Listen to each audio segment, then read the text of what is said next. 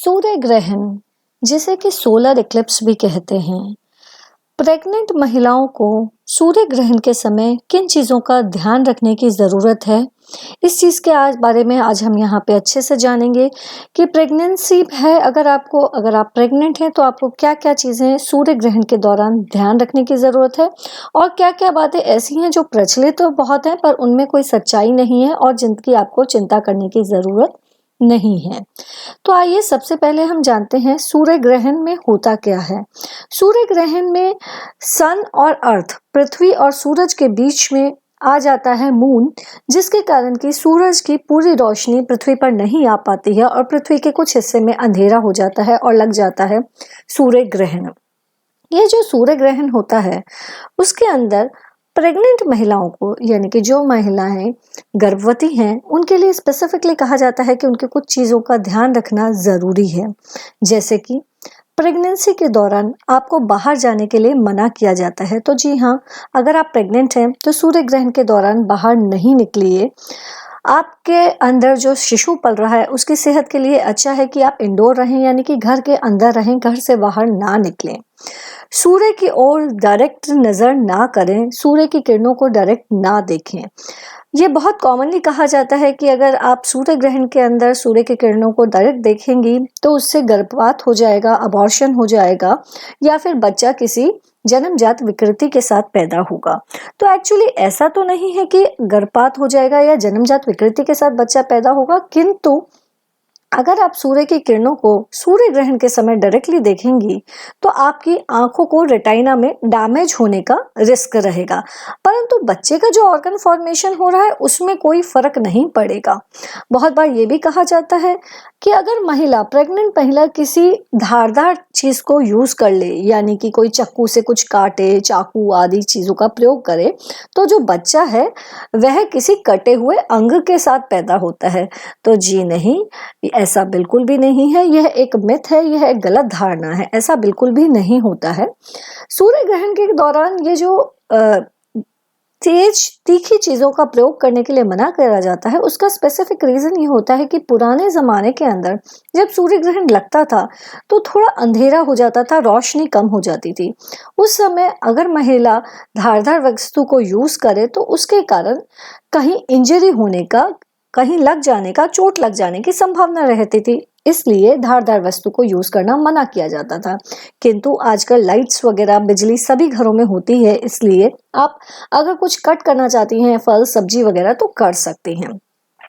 सूर्य ग्रहण के अंदर यह भी बहुत कॉमनली कहा जाता है कि आपको सोना नहीं है या कहना नहीं है, कुछ भी खाना नहीं खाना, किंतु यह चीज़ प्रेग्नेंट महिलाओं पर लागू नहीं होती। हम बिल्कुल भी ऐसा नहीं कहते कि अगर आपको प्रेगनेंसी है तो सूर्य ग्रहण के दौरान आप कुछ भी ना खाएं या सोएं नहीं, जगे रहे। जी नहीं, आप सूर्य ग्रहण के दौरान भी खा पी सकती हैं, नॉर्मल जो भी आप खाना पीना चाहती हैं खा पी सकती हैं, और आप सूर्य ग्रहण के दौरान सो भी सकती हैं। उससे आपके पेट के अंदर जो शिशु डेवलप हो रहा है उसको किसी प्रकार का कोई नुकसान नहीं होगा, उस चीज के लिए आप निश्चिंत रहिए।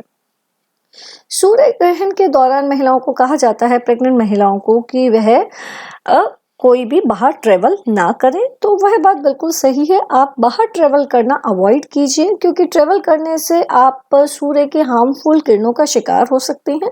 तो जितना बन पड़े वह इंडोर रहेंगी तो अच्छा रहेगा, किंतु अगर आपको कुछ इमरजेंसी काम है जिसके कारण आपको बाहर निकलना ज़रूरी है तो आप अपने जितने ज़्यादा कपड़े पहन के बाहर निकल सकें ताकि आपका हाथ पैर पूरा ढका रहे और फिर आप बाहर निकलिए, जिससे कि किरणों का साइड इफेक्ट कम से कम आपके ऊपर हो।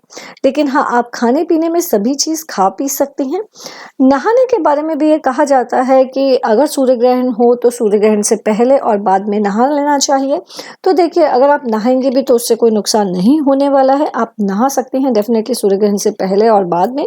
ये बेसिकली पुराने ज़माने में इसलिए कहा जाता था ताकि जो भी हार्मफुल किरणों का असर आपके ऊपर हुआ है, टॉक्सिन्स वगैरह आए हैं, वो थोड़े निकल जाए नहाने से। ऑल्दो इससे बहुत फर्क नहीं पड़ता है।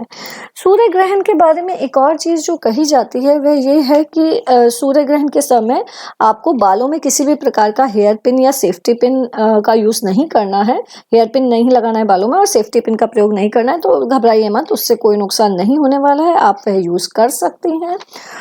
सूर्य ग्रहण के दौरान आपको कहा जाता है कि आप थोड़ा मेडिटेशन करें, वह बच्चे के लिए अच्छा रहेगा। जैसे कि आप गायत्री मंत्र का जाप कर सकते हैं, आप ओम का उच्चारण कर सकती हैं, ओम नमः शिवाय वगैरह बोल सकती हैं। देखिए, वह तो प्रेगनेंसी में आप कभी भी करें, बच्चे की सेहत के लिए हमेशा अच्छी ही चीज़ है। और बिल्कुल भी घबराइए नहीं सूर्य ग्रहण के दौरान कि सूर्य ग्रहण से आपका बच्चे पे किसी भी प्रकार का बुरा असर पड़ने वाला है।